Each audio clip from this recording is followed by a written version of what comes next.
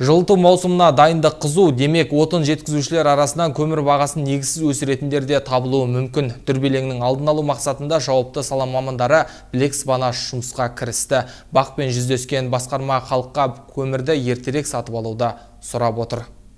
Көмірді қазірден бастап ертерек сатып алуларыңызды, мүмкіндігінше көмір қорымен қамдануларыңызды сұраймыз. Қазір Тараз қаласында 3-7 мың тонна көмір жиналған. Шұбаркөл, Қаражыра маркалы көмірлердің бағасы сортына қарай 17 мың, 22 мың 500 теңгені құрап отыр. Ал елді мекендерге дейінгі ара қашықтығын ескерсек, жеткізу құны шамамен 21-26 мың теңгеге дейін бар.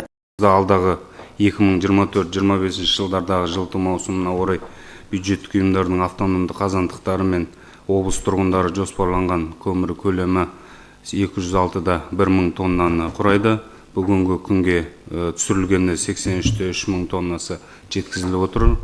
Ол 40-та 5%-ды құрап отыр. Айта кетейік, өткен жылмен салыстырғанда облыстың көмір тұтыну көлемі 5-те 1 мың тоннаға төмендеген көрінеді. Көмір отынын ағымдағы жылдың мамыр айынан келесі жылдың сәуір айына дейін қамту жоспарланған.